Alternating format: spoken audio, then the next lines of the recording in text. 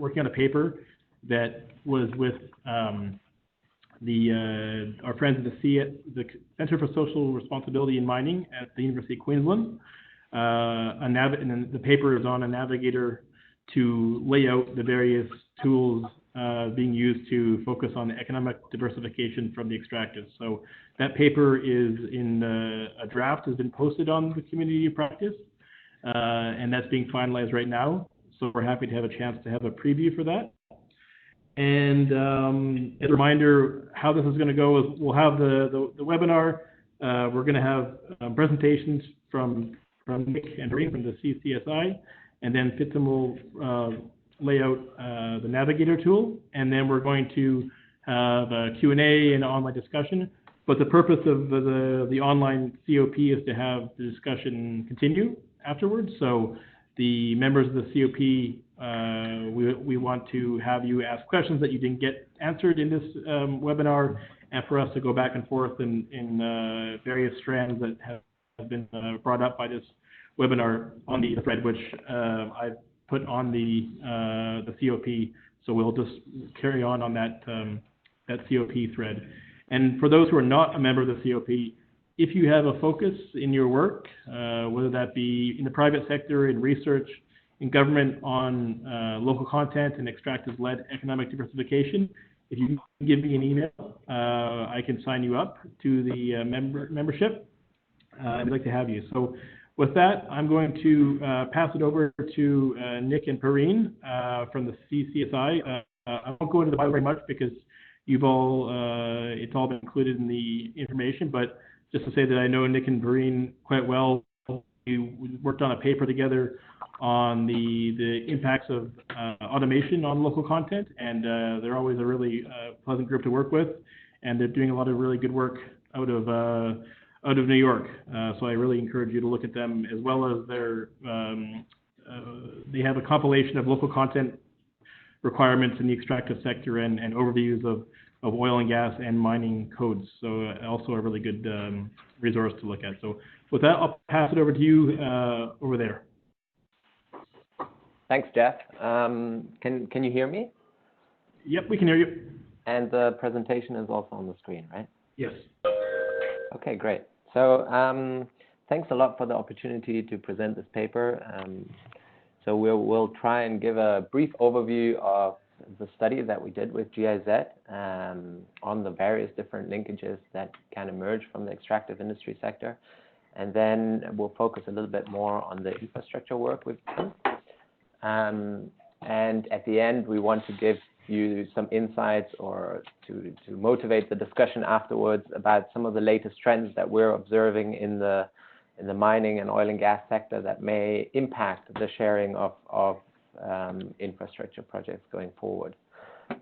So with that, let me start. And halfway through, I'll pass the presentation on to my colleague Perrine, who's also online. So with that, let me just give you an overview of the study that we did with GIZ.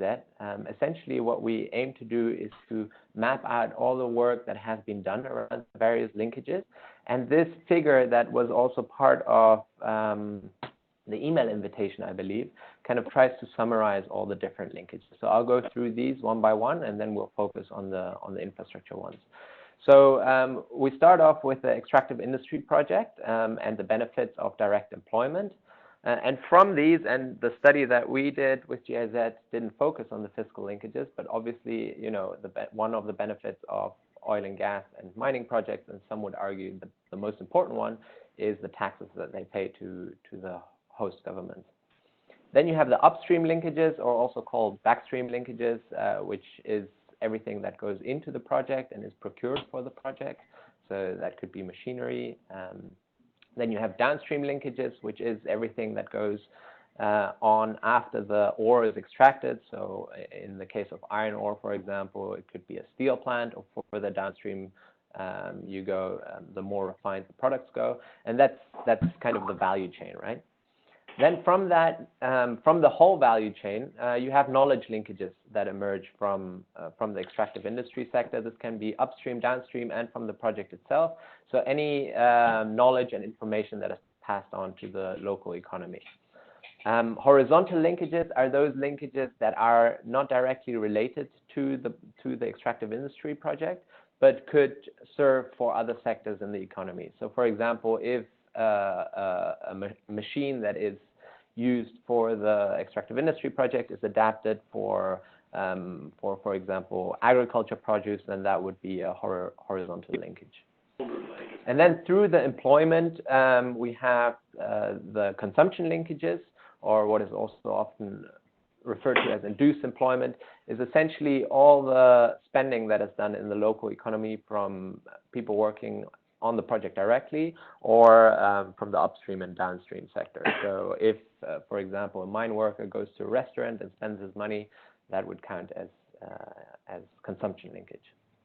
And then finally, the one that we will focus a bit more on today are the spatial linkages.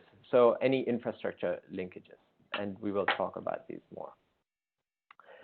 It's also useful to note that spatial linkages, employment, knowledge linkages, and upstream linkages are all very important for the project to work. So it's in the interest of the company to develop these, be it domestically or importing it from abroad. But these are key in order for the project to go ahead.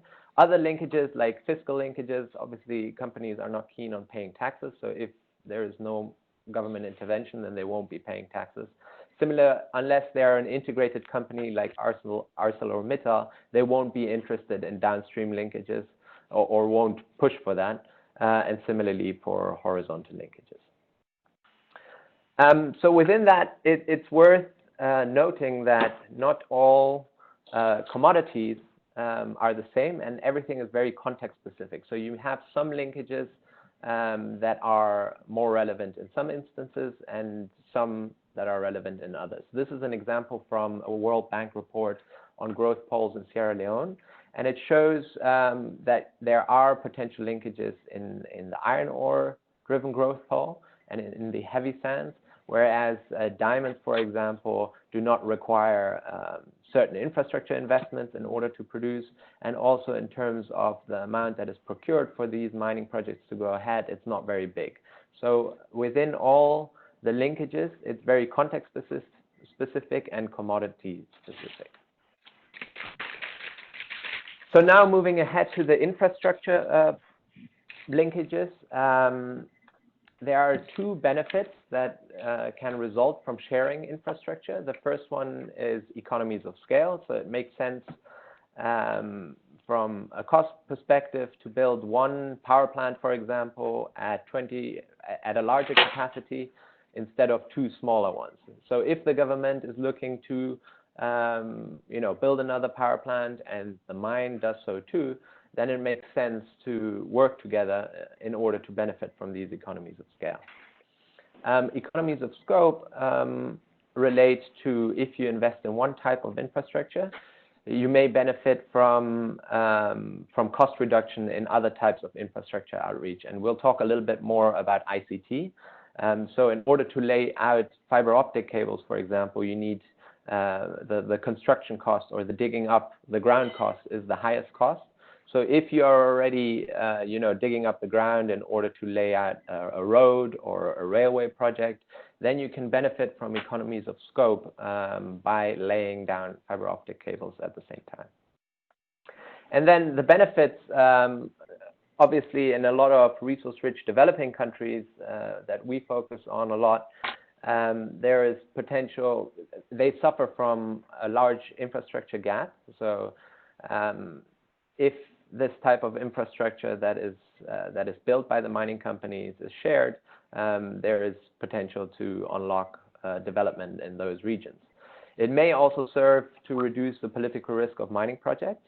This is, as with other arguments for the social license to operate, if the local population see that they benefit from the project, they're more likely to be in favor of it. And then there is, potential to develop other deposits that may not be profitable enough in order to warrant infrastructure investment, but if they have access to existing infrastructure, then they may be viable. I'll just spend briefly so 1 minute on this slide, and it goes back to the case of Sierra Leone. Everything is very context specific and also infrastructure specific. So this is a study that looked at different number of projects at the bottom, rail, port, pipeline, water, different type of infrastructure, and provided assessments in terms of costs and benefits of sharing these infrastructures. And you see the green points and lines are the benefits, and the red ones are the costs. And it's noteworthy that, you know, in some instances, particularly in rail and port infrastructure, the costs may outweigh the benefits. So costs associated with sharing infrastructure may lead to increased inefficiencies.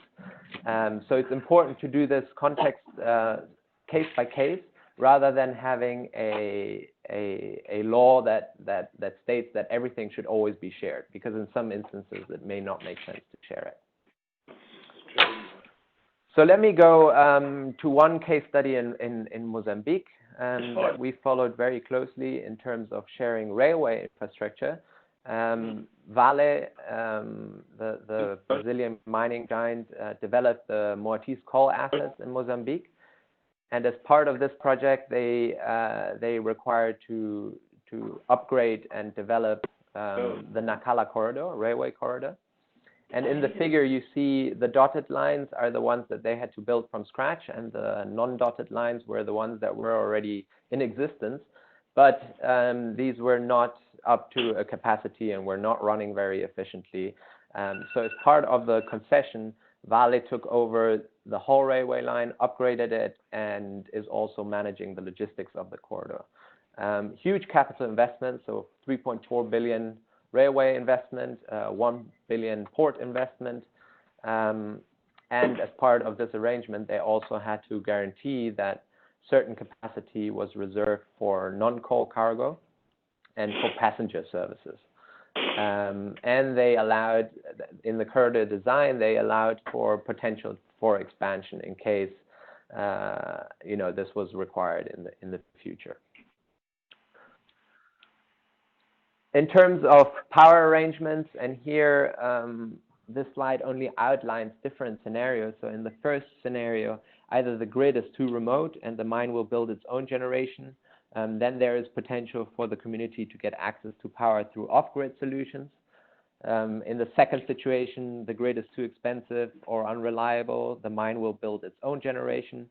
In this situation, the government could negotiate it for the mine to generate excess power and sell back to the grid. And the mines could also benefit from investing together in order to benefit from economies of scale. And then the third situation, whereby the grid is very cheap, so hydro-based power, for example, but it's not very robust. So there are opportunities for the mining companies to invest in production capacities that are not directly related to the mine, but to guarantee that stable energy is supplied to the project. And Perrine will talk a little bit more about renewable power a bit later on. Then in terms of water solutions, so there are several case studies. One example is dewatering of mines. So when the mines fill up with water in South Africa, several mines have come together in order to pump that water and then use it to serve 80,000 people that are supplied by this water that is dewatered. Desalination. Now, this project in Namibia has actually not materialized because uranium prices fell. But the desalination plant was built upfront and is still operating today. And it was designed in a way that 30% of excess capacity was used not for the original mine design, but to serve the communities surrounding the mine site. Now, similar opportunities may be available in Chile, where they are also increasingly relying on desalination in order to develop their copper project. And then the last example is from treated wastewater. So there is a case study of Cerro Verde copper mine in Peru, where the mining company built the water treatment plant for the city and then uses that water for its purposes. These solutions, both desalination and treated wastewater solutions, are often available in very dry regions where there's not much water availability. And then the last slide that I'm going to talk about before handing over to Perrine is ICT, so communication case studies. You see on the slide the different ownership models. So it's similar to the slide of the power arrangements. You have situations whereby the mine builds its own infrastructure and then leases it to the telecommunication companies, or where the mine does not build its own infrastructure, but the telecommunication companies contribute. The biggest potential, again, as I mentioned earlier, is this economies of scope, whereby during the construction of longitudinal infrastructure, so rail, power, roads, that they lay out the fiber optics at the same time as this is built, as around 68% of installation costs are related to excavation costs. So in our study, we have examples of each of these. And due to time, I'm not going to go into more detail on each and hand over to Perrine now. But I'm looking forward to the discussion and ensuing the presentation. Okay, so let me try and now hand over the screen to Perrine. Nick, you need to stop something? Stop sharing? Yeah. Only question is how.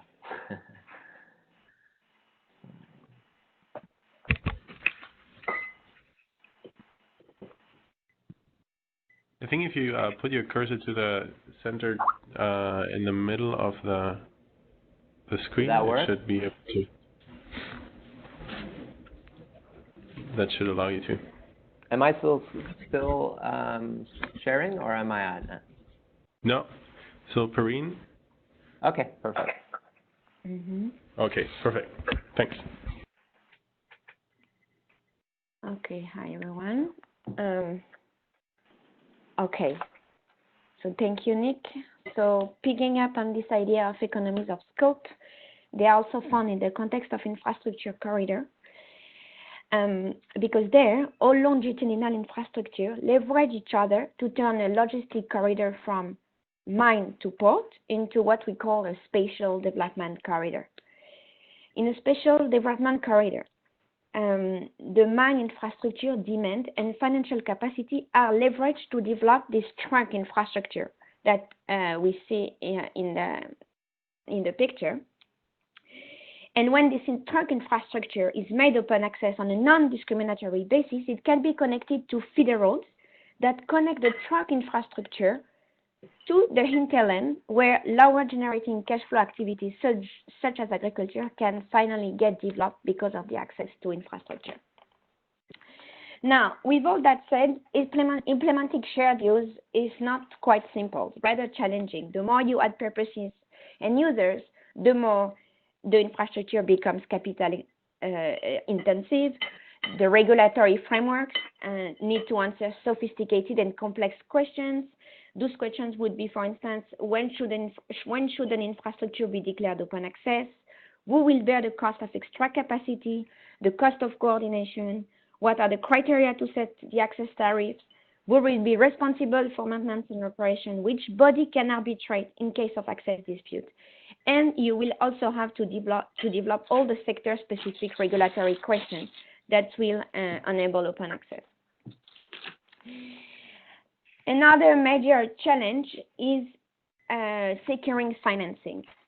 Banks, as we all know, demand a high degree of confidence in the revenues generated by an infrastructure project. And this is true that shared use introduces a certain element of uncertainty as compared to a single user, single purpose infrastructure. So to reassure the financier, all the questions, the regulatory questions that I mentioned above should be addressed at the outset. That's where the financier will get better clarity on the revenue sources and the capacity allocation. What will also have some bearing on the complexity of the issue is the ownership model.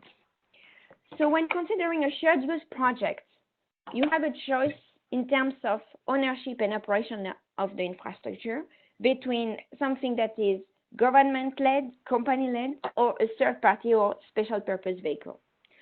Government-owned and operated infrastructure have often run into financing issues. Mining companies own and operated infrastructure, which is called often the integrated model along the logistic chain. It can have some benefits. The company can absorb the large upfront costs and often have strong incentives to keep the costs low while providing reliable infrastructure services. So now, if the government requires the mine to open the access and to impose the same tariff to others as it does to itself, the model can be mostly beneficial. But as you might know, it's not really easy to do for the government, and the example of the Pilbara in Western Australia has shown us that it can be doomed to failure. The third option is to put in place a third-party operator that will operate an infrastructure owned by a special purpose vehicle, which itself will be anchored on the mine. The mine would have a take-or-pay agreement with the infrastructure, meaning that a certain infrastructure capacity would be reserved for the mine, and the mine will either take it or pay for it, even if it doesn't use it. So the goal is to add some certainty of revenues for the SPV and to make it bankable. Under such an arrangement, we consider that the mine would have to be compensated somewhat by, for instance, getting priority access to the infrastructure. In any model, whatever it is, the government should keep the right of way, meaning the legal claim to the land that was granted for the infrastructure. That way, it could ensure that all the economies of scope are leveraged to ensure the development of various types of infrastructure at the least cost possible, just like we've seen with NIC in the context of ICT. So shared use can be done, but it necessitates a few preconditions. First, an independent, impartial, knowledgeable regulatory body. It can be an ad hoc expert committee if the country doesn't have enough institutional resources. A sound and clear legal framework, supporting public-private partnership, private sector participation in the delivery of infrastructure, for instance, codifying how the mine can sell back power to the grid, and fair and anti-discriminatory open access. The last thing is a sound planning framework that would integrate the growth of mining and mining infrastructure plans in the national infrastructure plans. This is really hardly done. It's hard to believe, but in our experience, we haven't seen it a lot. This planning framework would also integrate a cost-benefit analysis to analyze if shared use is worth the cost of implementation, as we discussed a little bit with Nick. It should coordinate multiple players that all have different and competitive interests. It should manage the timing of the request for shared use relatively to the country's economic growth and the mining infrastructure plans. Often there is some disconnect. And it should anticipate the sustainability of the infrastructure post-closure. And the last element of all these preconditions is the credible utility, whether it comes to water, to power, to ICT, to railways. That will be the key partner of the mining company in the field. Oh, bye, Johnny. Hi, everybody. Hey, can you make sure you mute your microphone if you're not Karine? Okay. Now this is the last part of the conversation, and where we thought we could generate a little bit of conversation after the presentation, is that we observe a few trends that should have an impact on the focus of shared use policy. So the first one, renewable energy investments are on the rise. Many of the world's largest mining companies are evaluating greater use of renewable energy. within a strategy to minimize exposure to regulatory changes related to climate change action, cyclical market prices of external fuels, reduction of OPEX, saving social license to operate, this is a clear trend in the mining industry. And here we illustrate a real example of shared use around the use of renewable energy. It's happening in Queensland in Australia. Rio Tinto has signed a 15-year power purchase agreement with First Solar company, that's the name. And with the help of the Australian Renewable Energy Agency, they have equipped their mine with an 18,000 solar panel PV farm. It complements the diesel-based load in terms of peak, and the capacity is 1.7 megawatt, potential to expand to 5. The saving, 600,000 liters of fuel annually, the equivalent of removing 700 cars from the road. And in terms of shared use, it covers 20% of the electricity demand of the nearby township. So that's like the third scenario of Nick's table, the table that Nick presented on power. Now, another thing that is interesting here and that has been done by McKinsey is forecasting the demand scenario for a few commodities. And we consider this forecast for us suggests that there might be fewer railway infrastructure investments in the future. Why? Because two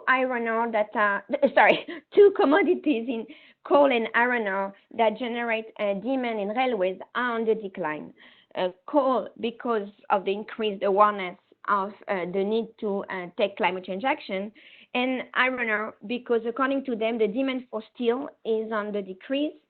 There are improved effort in recycling in China.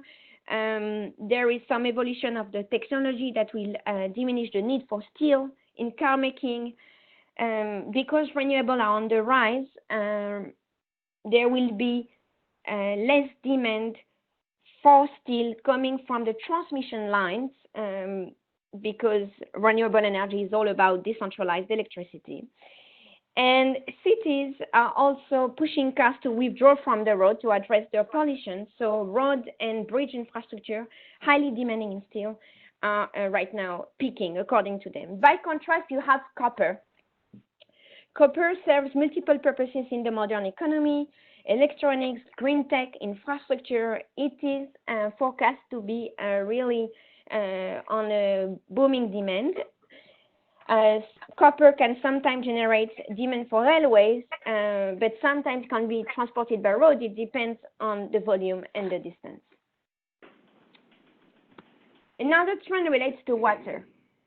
Water-related infrastructure investment should be on the rise due to increasing commercial, financial, and environmental risk for both the investor and the society. This increased risk is related to the fact that ore grades are falling, for instance, for copper and gold, which makes the mining process for these commodities even more water intensive. Mining is augmenting in water stress zones.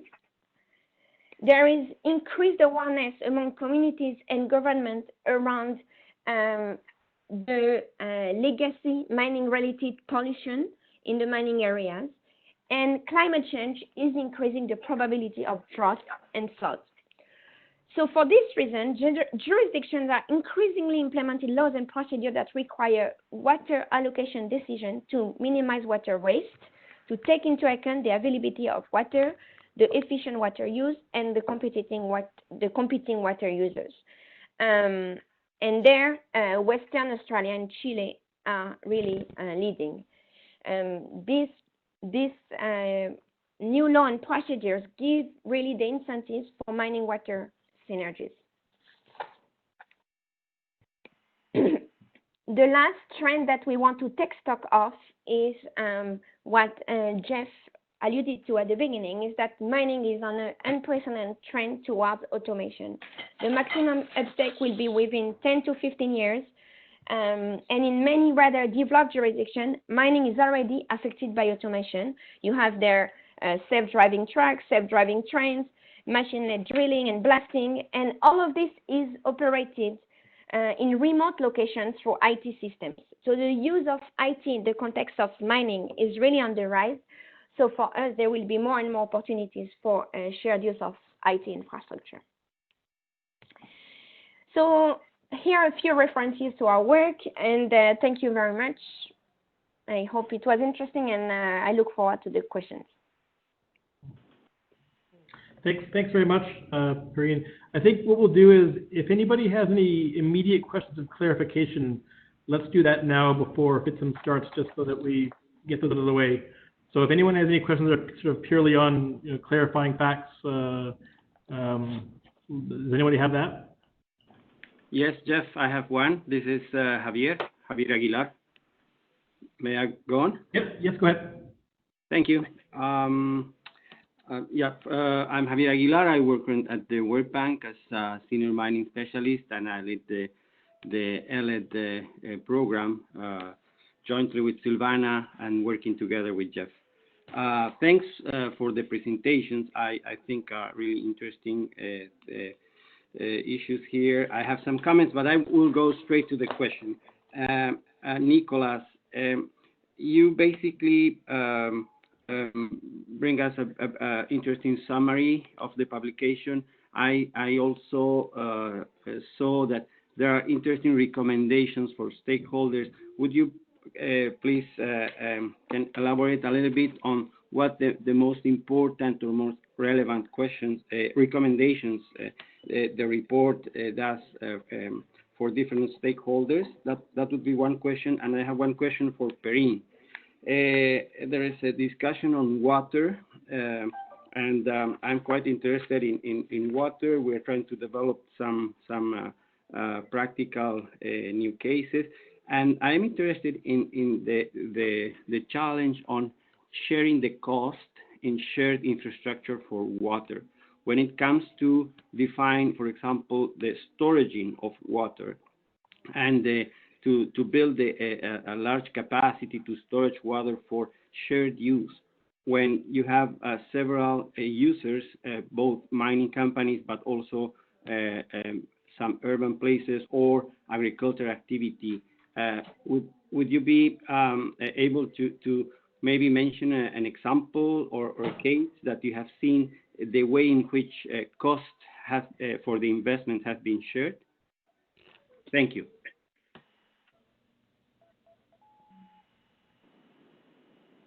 Sure. Should I start with the first question, or you want to collect several ones? What do you prefer, Jeff? Let's see here. Does anybody? Well, let me quickly ask. Does anybody else have other questions? Like on more on the clarification point. So maybe let's answer this question, and then we'll go to Fitsum, and then we'll have a more wide-ranging discussion after. Okay. Yeah. So yeah, as you said, Javier, we try to come up with recommendations for the three stakeholders, for governments, for development partners, and for companies.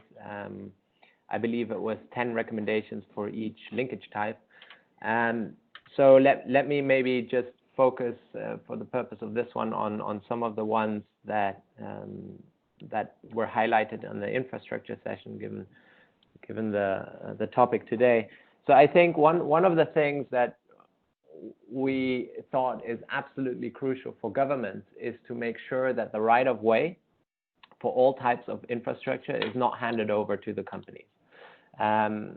I think in most jurisdictions that's the case. So the right of way is basically just the couple of meters right and left of the infrastructure. So if you build a railway, generally you have to have certain bandwidth on both sides that is part of the infrastructure. And if you make it, if this right of way is retained by the government, you can explore these economies of scope, right? So if an ICT company wants to come along and say, look, we want to put down fiber optic cable and we want to put it along the railway or the road, then if the government has retained the right of way, it can say, sure, you have to pay these costs, but you can go ahead. Whereas if it's retained by the companies, then they may want to get financial gain out of this. So I think that's the first thing.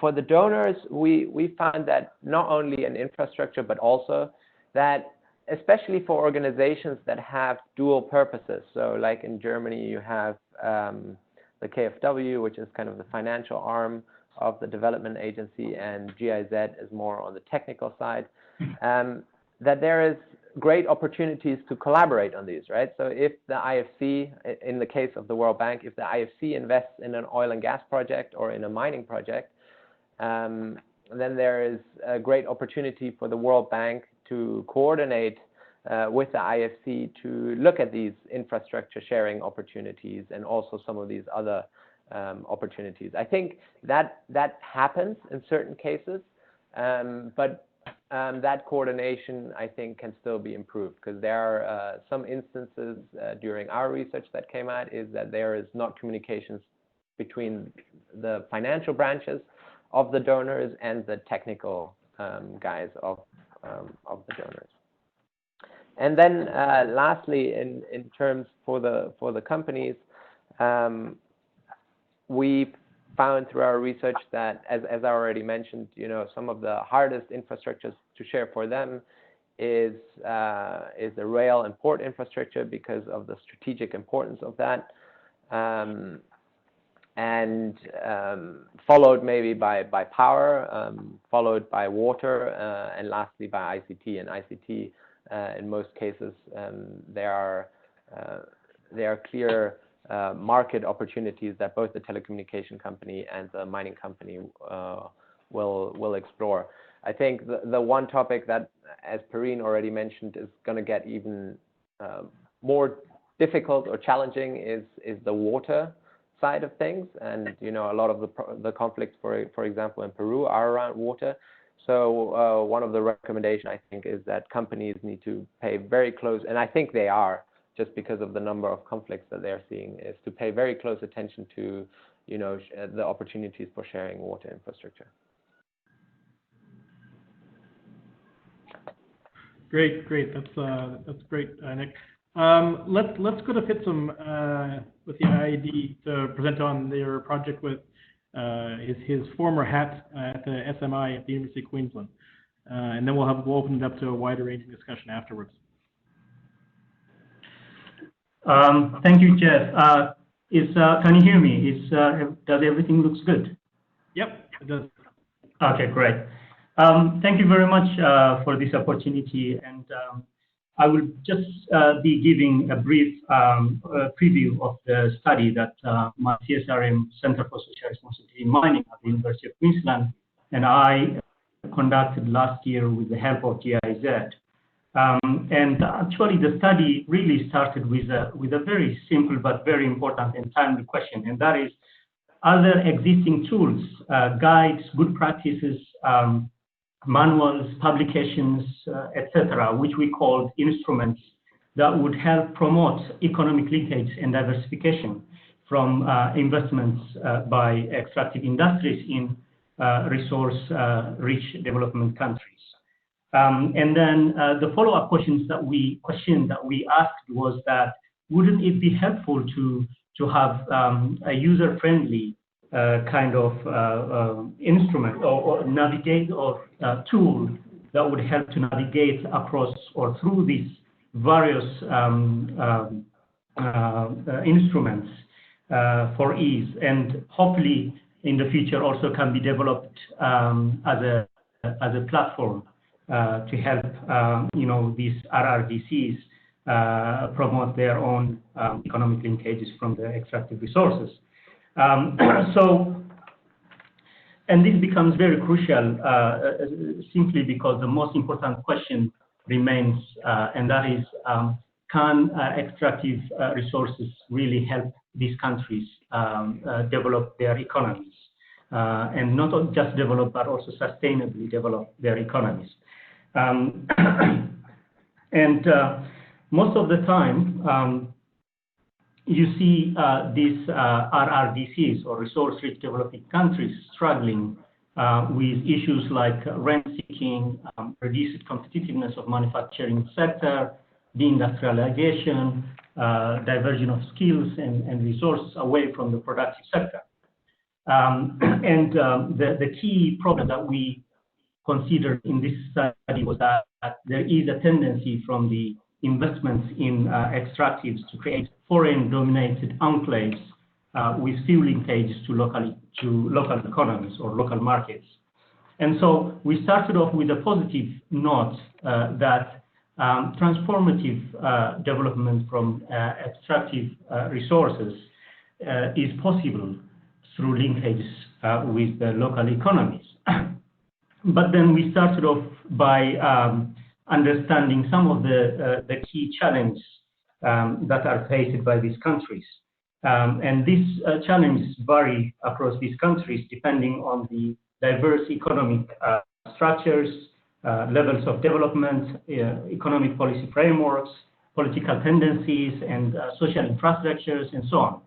And so we tried to look at some of the key challenges, and those relate to, for example, commodity price fluctuations.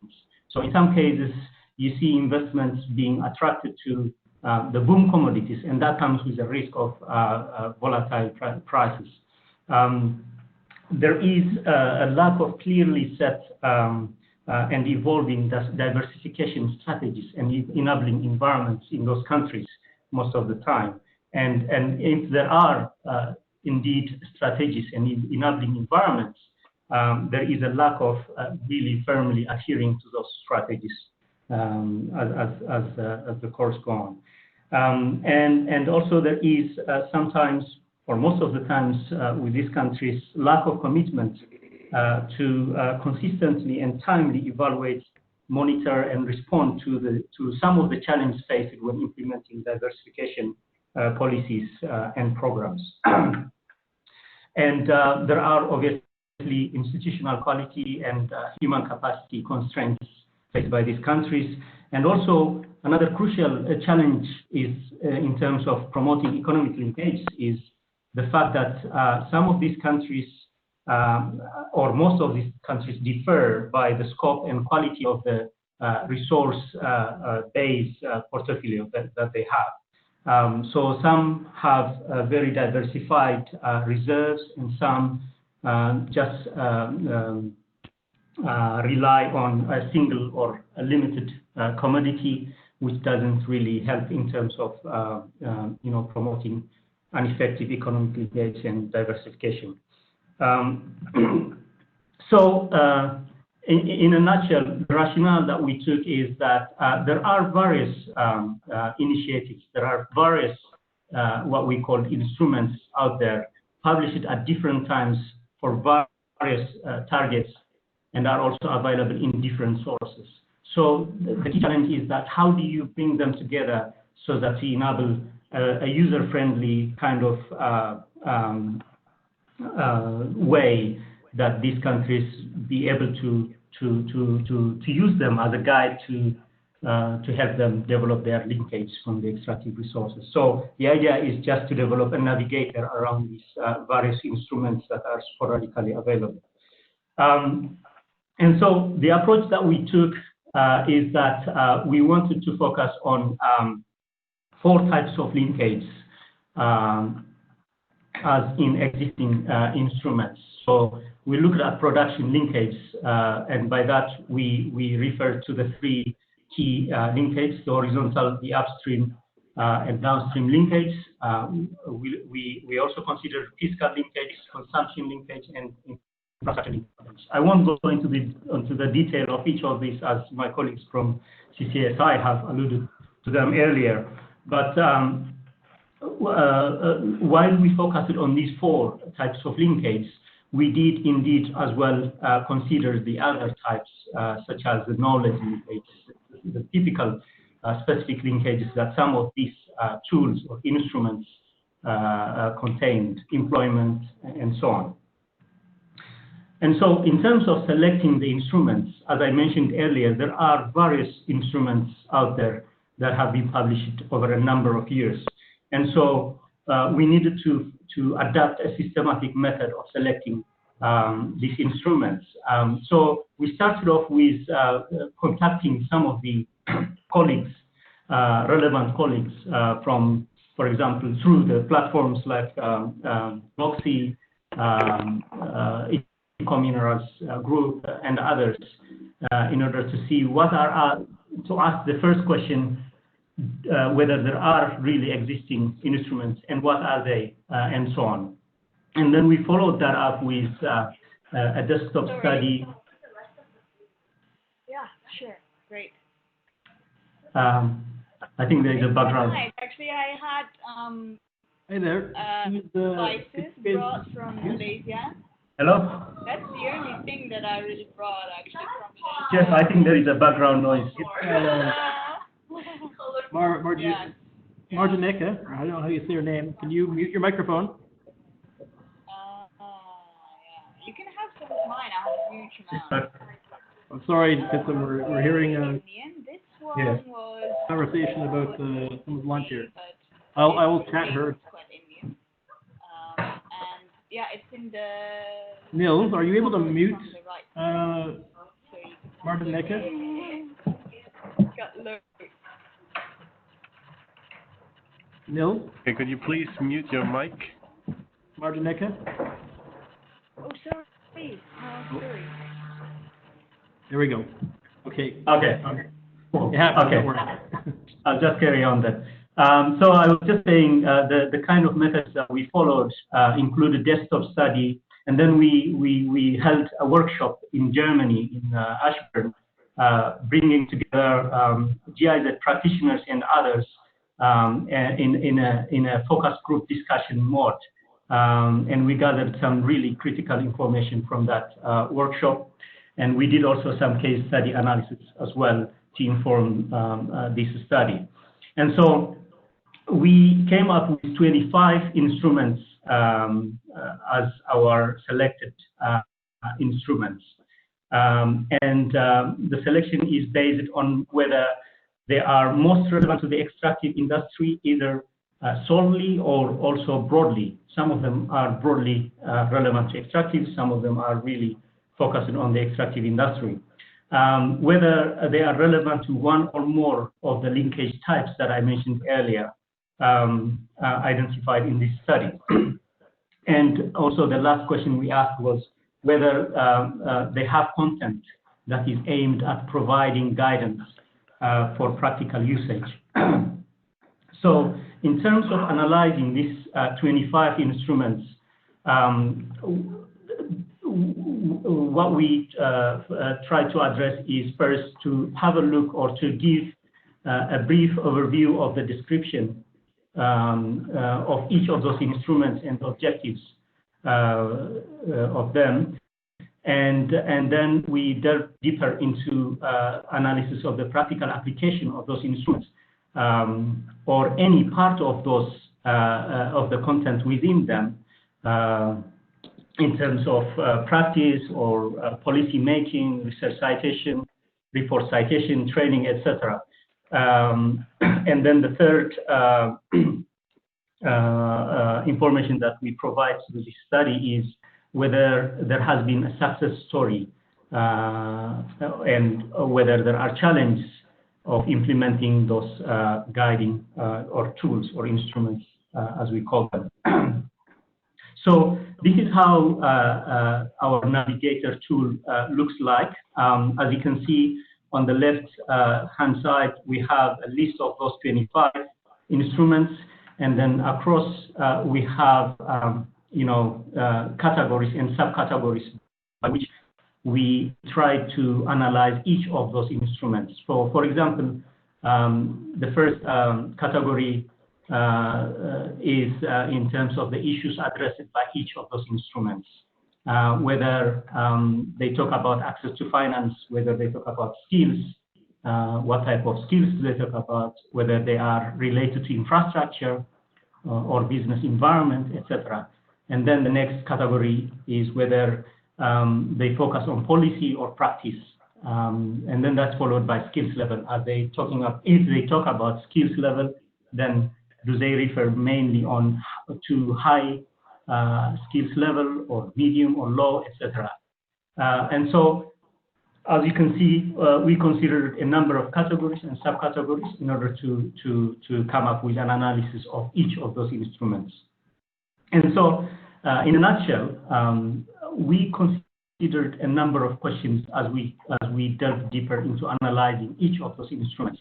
And some of those questions, especially the main parts, relate to whether there is adequate framework for economic diversification. What is the mechanism by which economic linkage can be created in, around, and away the extractive sector, whether there are enabling factors for successful utilization of linkage opportunities to promote diversification. And then the other critical question we asked was, what is the role of different actors? And we categorized those actors by public entities, extractive industries, and technical cooperation and financial cooperation projects in RRCs or RRDCs, and other international development organizations and donors. And so with that, I conclude my presentation, and I look forward to the discussions. Great, thanks very much for that. It's definitely an extremely useful tool. I think in our own work, focusing on mining and local procurement, we do find that there's so many initiatives going on, and they crisscross and they duplicate, and it's handy to have everything down on paper so people can keep score. So extremely useful paper. How about let's open that up to questions first for Fitsum, and then we'll transition into a wider discussion on the both topics of economic diversification and the shared infrastructure linkages. So if anybody has any questions for Fitsum.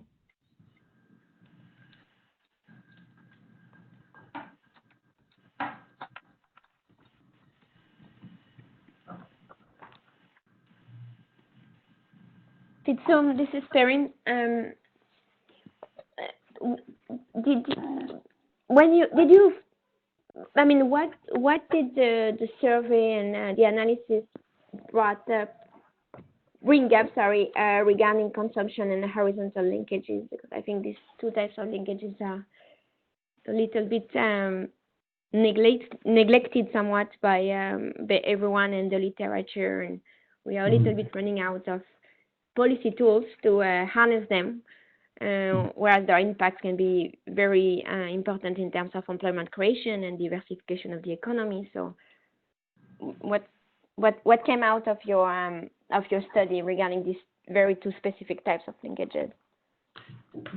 That's a good question, Perrine. Actually, that is one of the least mentioned types of linkage in our 25 instruments that we selected. And that's a shame. As you mentioned, horizontal linkages are one of the important types of linkage. And most of the focus by these instruments rely on upstream as well as downstream linkage. And there were some instruments that focused on infrastructure linkage, but there is little mentioned around horizontal linkage. Same finding as our study. We need to do something about it collectively in the field. Great. Other questions?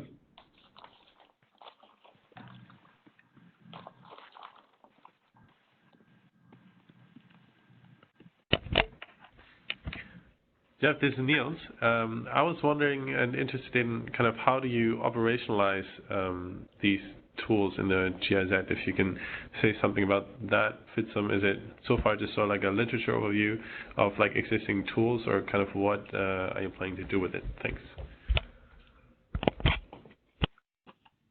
Okay, thank you, Niels. Yes, actually, that is one of the key questions that we asked ourselves throughout the process of, conducting the study. Still, we are asking that question as well. But the main aim of the study was to first, bring together or understand whether there are existing tools or instruments, as we call them, and And then the next question we asked was, okay, we have selected 25 tools or instruments. And so what do we do about them? And so as you can see, as you have seen the slide that showed, an image of how the Navigator would look like. The idea is to take that forward and be able to develop it into some kind of an online platform, which has some useful information for each of those categories and subcategories for those 25 instruments identified. And this would be indeed an ongoing process, simply because information can flow into or feed into that online platform, depending on which category and which instruments we are talking about. But the idea is to really have a one or single kind of platform that would enable you to easily and quickly look at the relevant instruments or guides that could help you in terms of promoting economic linkage. But how we go about it, I think that is still an ongoing process, and GIZ, I'm sure, are thinking about how to progress the platform in the future.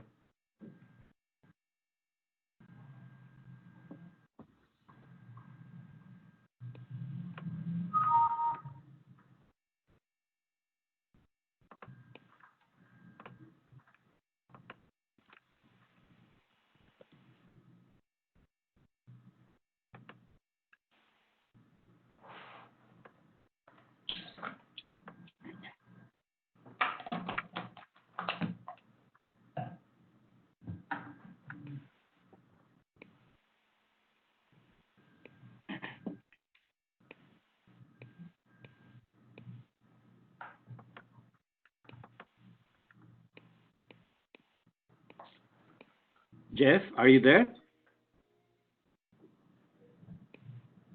Oh, was that, sorry? I was mute. You was in mute. Yeah. No, it happened. Okay, thanks.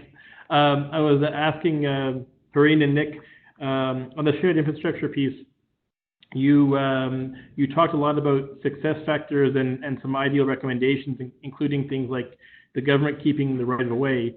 I'm wondering if you can give any sort of examples of real pitfalls to avoid, really common practices that are generally almost always problematic that you've seen in this space. We got another person talking.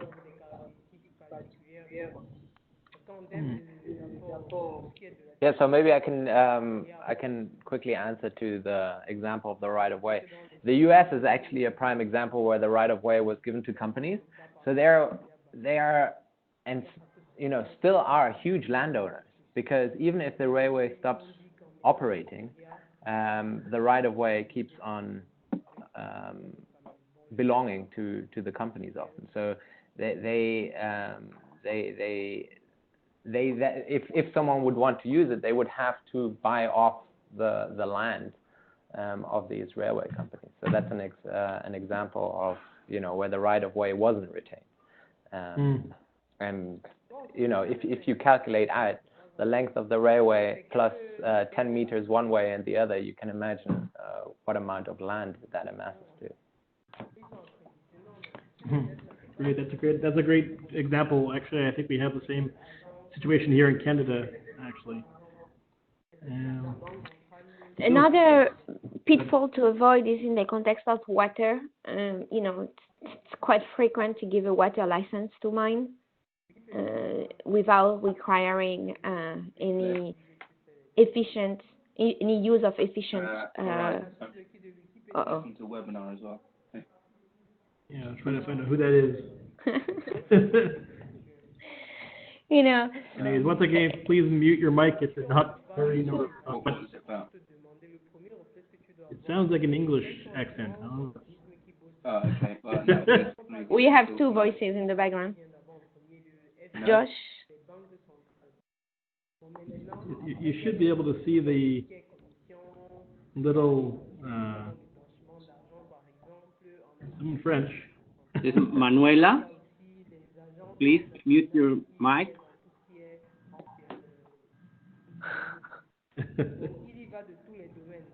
We have to find some way of solving this going forward, because it seems to be a common challenge. Niels, do you know if you can mute everybody, or just can you manually mute people from your powerful... I cannot, unfortunately. Oh. I cannot, unfortunately, so people have to do it themselves. I was wondering if there are more questions, maybe, Maren, if you want to say something more about kind of like the GIZ approach to how to use this toolbox and research, because sort of part of what we do in the community of practice also is sort of, you know, aggregating everything that's out there in terms of the literature, and I think many of the studies that you listed in this one chart are already part of our COP. So Somine Dolo, I see, is online, who's part of the WALPI guide, for example. So yeah, I'm wondering if you can say something more about sort of how that is going to be translated into concrete projects. Thanks.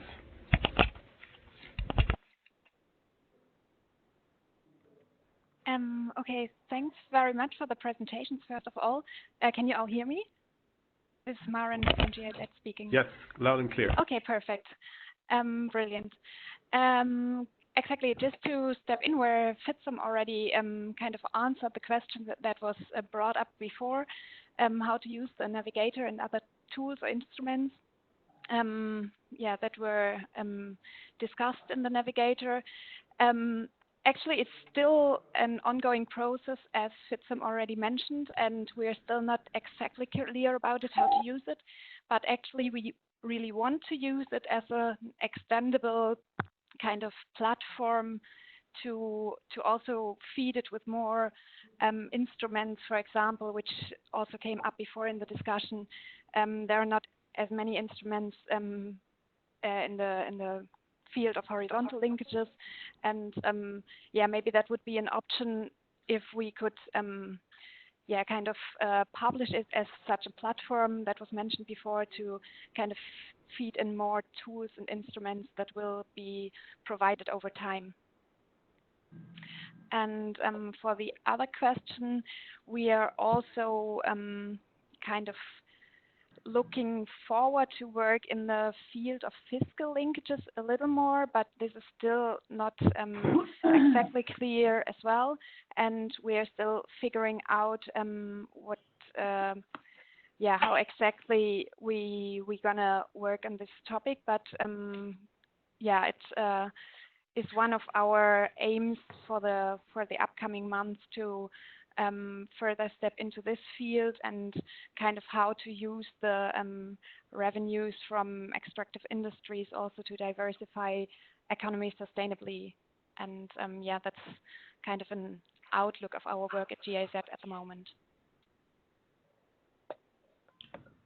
Thanks for that, Maren. I think one of the very purposes of this having an ELLED COP is just exactly what has just happened in terms of trying to find out where maybe there's not too much analysis, because I think there's always a need for more analysis, but where there's not enough. And I think that this webinar and Navigator tool that you presented on Fitsum really shows that we have quite a lot of material on say local procurement linkages, for example, but yet as Hareen noted, we don't have anything on those sideways linkages, those consumption linkages. So I think that's been a useful outcome of this discussion, is to sort of flag that as an area where we need to have more research and perhaps stop funding as much on the same topic and identify where there's a need. So that's really great. I would, Hareen, you kind of got cut off there when we had that little audio problem. So I'd love to hear you finish your thought on the water piece. Yeah. Thank you, Jeff. So on the water, typically, many mining contracts, mining laws grant water licenses without having as a precondition the use of water efficiency mechanisms. So it means that the mine gets access to fresh water in situations whereby they might not need it if they were more efficient with their water use. So this kind of water license granted and unconditional water license granted is not really conducive to shared use in the context of water, and it's something that is really that we can really fix easily as compared to shared use of railways. That is really something that is difficult to implement for many reasons, and that is not always warranted. In the context of water, even requesting zero water discharge and making the water license granting conditional of the use of water efficiency mechanism will lead the mine to assess their net water needs, and then they will be able maybe to access fresh water. But in the context of assessing their net water needs, they will realize that they have water within their processes that is readily available, that might just only require a water treatment facility, and then on and on you request from the mine to devise extra capacity and to sell this extra capacity to the local water utility. So I think there are that in the context of water, for instance, there is a really quick win to get, and that is not enough tapped into. Mm-hmm. Great. Fitsum here. Can I just ask one question, perhaps?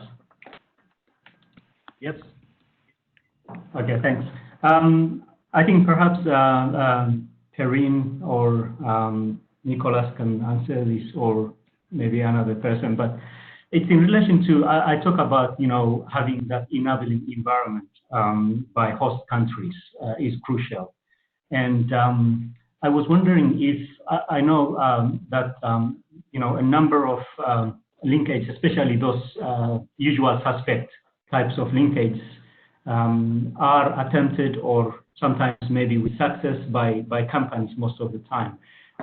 In some cases, do you think that there are cases where countries or governments have incorporated in their mining contract laws and so on, specifically talking about promoting economic linkages through this or that type of linkage?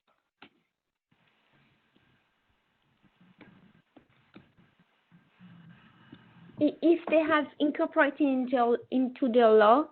Yes. So is there a concrete policy that really relates to promoting economic linkages in countries?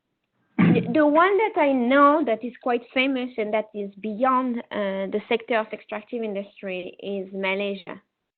They ask their investors, in particular in petroleum, but and I don't think they have mining. Maybe they do a little bit. And in other sectors that make sense, they make the incentives conditional on a program of linkages. So if the investor develops a linkage program, then it will access certain portfolio of incentives, and it has been working quite effectively.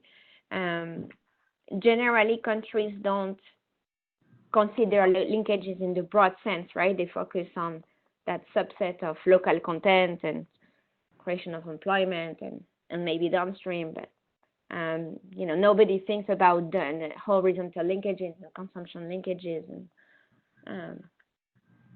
and share use of infrastructure is in the context of a different type of policy. I don't know if it addresses your question or not. Yes, I guess I would agree with you in terms of it's quite hard to find any example really that really exemplifies the policy at country level. But thank you very much. On policy that is not law, policy that is not binding, I think you can find it in Trinidad, you can find it in Australia, where really there is a broad view taken on linkages. But in more binding instruments, I think we can find it more easily. In less binding instruments, or non-binding instruments, we can find it more easily. Great. We're just about out of time here. So maybe if anyone has any last questions, now's the time. I've got one, if that's okay. This is Jack. I had a question as well. Sorry, we had Jack got first. Jack? Cool. This is Jack Pegram. I'm doing trying to do a research project, as some of you know, with the Italian oil company Eni. And my plan is to try and find a tool or develop a tool and a decision tree that helps companies to assess how best to plan around whether they should localize job roles or localize the capability to deliver goods or services ahead of time, on the understanding that if you can provide things locally, whether that's jobs or services, you can save costs in the long run. So I was wondering, considering the values of sort of governments, of industry, and of local communities, for example, so some of not just the economic value aspect of it and the cost angle, but whether Perrine or Fitsum or in fact anyone knows of any particular tools that are out there that have been particularly valuable to help assess the value of whether you should invest in localizing early ahead of time to assess that sort of cost-benefit analysis of whether to do that or not. I'm aware, obviously, that DAI have got a similar thing, and Local Content Solutions have developed one, and there's the In-Kingdom Total Value Add and various tools like that. But just wondered if anyone had any perspectives.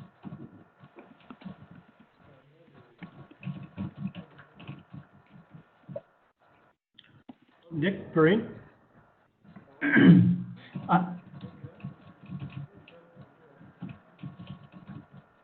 I might give a brief response to that, if that's okay.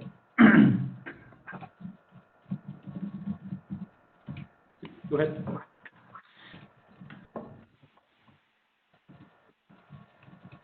Yes, go ahead. Can you hear me? Okay, sure.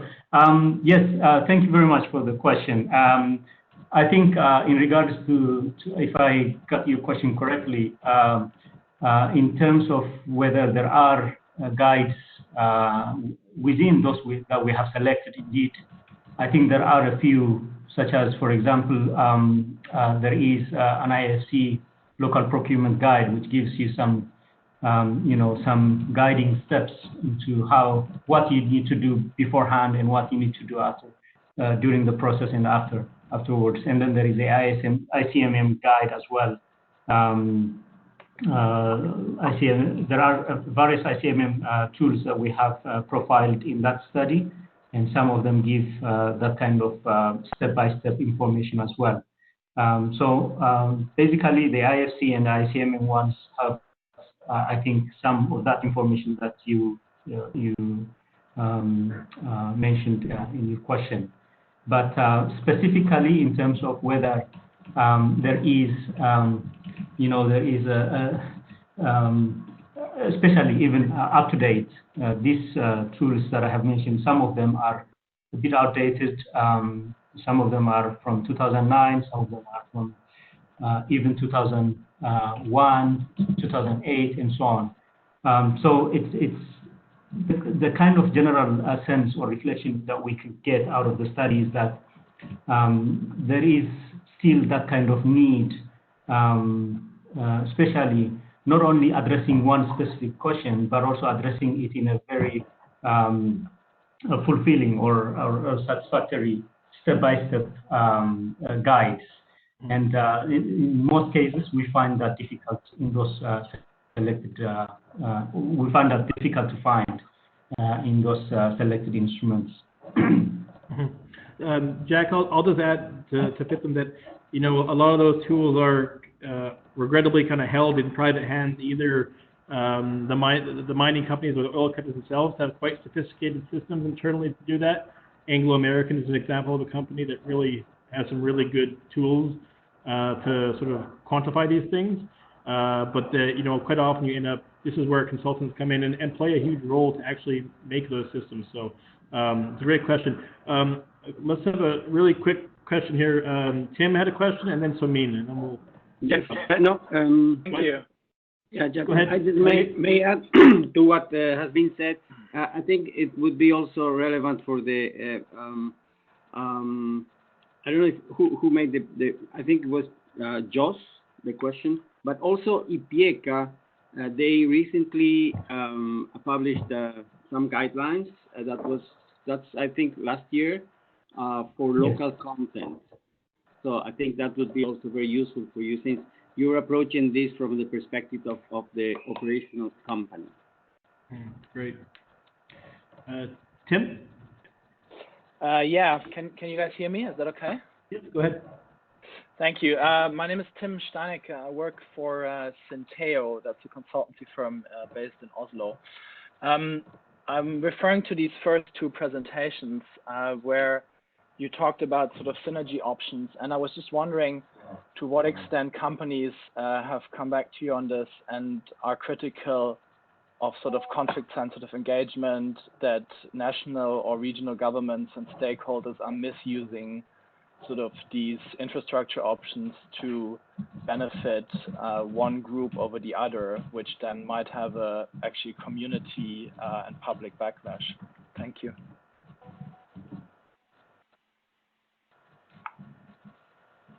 Nick, Perrine?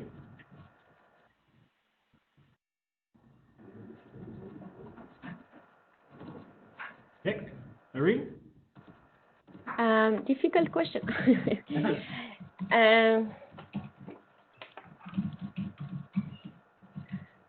So, can you? Sorry, maybe you would need to re-articulate it. A misuse of these opportunities. Yeah, I mean, so in a sense, it's basically, you know, a company, for example. So I looked at national oil companies in Eastern Africa, and oil companies then allocate funds that they allow a national or regional government to distribute for a specific purpose. So a regional government in Eastern Africa would build a well in an area that only benefits one constituency. And, you know, this then angers another local group, which sort of undermines the company's standing in both communities, and which can create public backlash both in the region and then with stakeholders back in the US or in Europe. And so, I mean, if you're talking about partly allocating infrastructure systems along railway lines or roads to governments and allowing them to decide what to do with it, there is a risk that this in underdeveloped regions is basically misused to a certain extent, or not as transparently used as it would be in more developed regions. Maybe I can, I mean, in terms of infrastructure, as I mentioned before, I think if you look at where they're least likely to engage on infrastructure sharing is, as I mentioned, the port and rail infrastructure, because it's so sensitive. In respect to this political economy aspect that you raise, I think in our study more generally, and I think there is a little bit of work around this in terms of local content, because if you require local content, then it may also benefit certain groups within the host country rather than the whole community. So generally, politically well-connected people, you know, get access to these opportunities, whereas others may not. In the infrastructure area, I haven't really seen much work done on that, like in the local content aspect.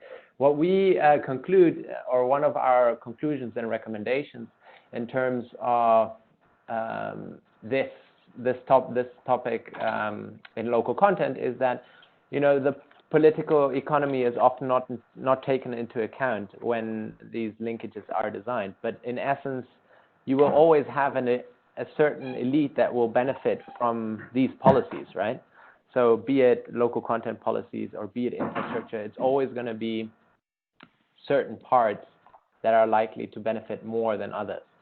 And I think that this is a huge gap within our field, more generally, how to better take into account these political economy aspects. I don't think at the donors or us academics or have really managed to grapple with this question properly. Because if you want to make sure that the benefits of local content or other linkages materialize, you probably will have to make sure that those that drive the policy see some form of benefit, right? If they don't, then it's very hard to create the linkages. But how do you make sure that it doesn't go all the way to a system whereby only the president's family, for example, benefits? I think is very tough. So where do you draw the line that you target specific groups versus everyone benefiting from it? Great. Okay, thank you. That answered your question directly, but I hope, I mean, that's my 2 cents. No, it did, and I should have actually added, thank you for these interesting presentations and for organizing this today. So yeah, thanks a lot. Great. Real quick, I would just add, Tim, you should check out the OECD has a typology of corruption risks in Extractives, and it does go into quite a bit of detail on many things, including infrastructure. So you should check that one out. Sorry, could you were just broken up there on my end. Could you just OECD and then, sorry? The OECD typology of corruption risks in Extractives. Okay, thank you. If you can't find it, email me. And then last but not least, Somin, you have a question, and then we'll wrap up. This is Somin. Yes. Well, first of all, thank you for the presentation. Hi, Nils. Hi, Jeff. Yeah, I was trying to unmute my microphone for a while, and I couldn't find where to do that. Sorry about the late questions. But thank you for the very interesting presentations indeed. Can you hear me? Yes, yep. Okay. Yeah, I have a couple of quick questions, and one is probably, the first one is probably for Nicolas or Fitsum. In your work, is there anywhere where you sort of look at the relative merits of the different types of linkages? For example, upstream versus downstream versus, fiscal or consumption linkages. Where should a country focus on what is kind of a low-hanging fruit, the easiest thing to do for a developing country? Or what sort of circumstances are more amenable to one type of the other? So is there anywhere where you have either some analysis or guidance on that, maybe in the recommendation or something? And then the second question, well, I mean, that's more like a comment, but we do have, quite a few of tools. I think Jeff was mentioning that. But it is my impression that implementation is where there is a bit of a lack. So it's more a question for everybody. Do you think that more implementation should happen, and how can that happen in terms of all these tools and instruments that are available? And maybe just a small thing related to that. Any of these studies available, for example, in French? Because Francophone West Africa, where I do most of my work, for example, it'll be very well. It would be very good if we could have French version of the different works and be able to use them. So is any of the 3 studies available in French, or is there a plan to translate them? Okay. Nick and Perrine, maybe? Yeah, sure. so go okay.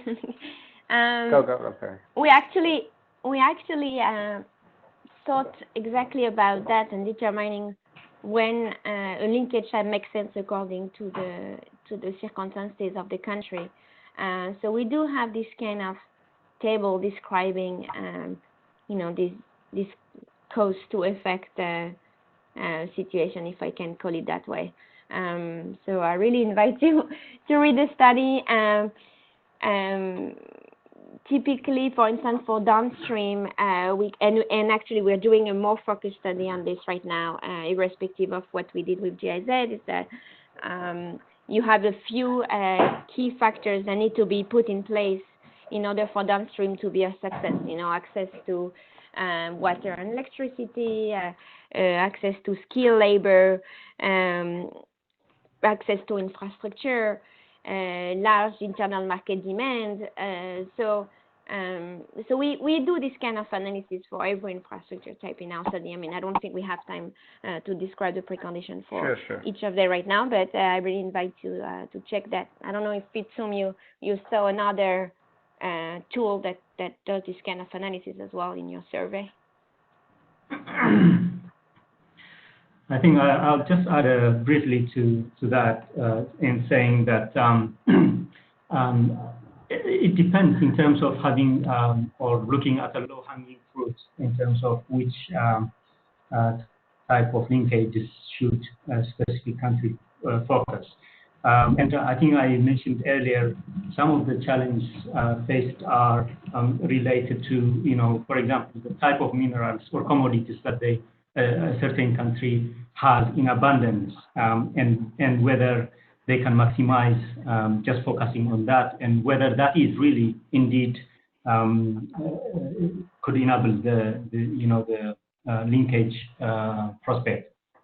But I seriously think that it depends on a number of factors such as that, and also other factors could include the kind of readiness from the countries, also companies as well. Sometimes, especially through the selected instruments that we have in our study, we found that most of these guidance or tools or instruments probably guided by some of the low-hanging fruits, as I said, and they focused on just specifically on specific types of linkage, and those relate to, for example, the upstream linkage in most cases, and you don't find much in terms of the other types of linkage. And that is perhaps because that is the way to go in some countries, and in others, maybe there is an opportunity to explore other types of linkage. But I think, to answer to your question, it really depends on a number of factors, and I still have to see guiding tools that explore deeply each of these different types of linkage. Great. Okay, great. I think we're going to have to wrap it up because we're going on about over 90 minutes now. I think it's a great sign that we're still diving into questions to the exciting discussion. So this is going to start off now on the ELLED CoP and online thread. So we encourage everybody to ask some more questions to the presenters, because we like to get that discussion going online, because we couldn't go into everything in great detail. So that will be a chance to answer questions in more depth. So with that, I'll leave it there, and then we'll be aiming to have another one of these webinars probably in the next month or two. And again, we'd like to see everybody as much as they can on the COP content and engaging there. And again, hopefully I'll see some of you maybe in Cartagena or at a future event and meet you more in person. So we'll leave it there. Thanks, everybody. Thank you. Thanks a lot, Jeff. Thanks, everybody. Bye. Thank you, everyone.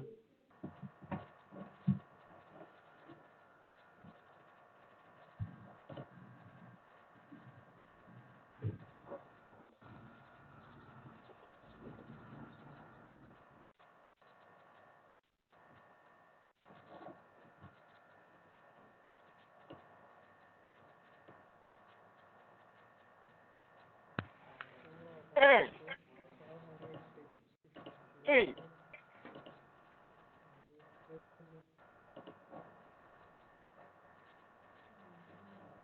Hey. Go.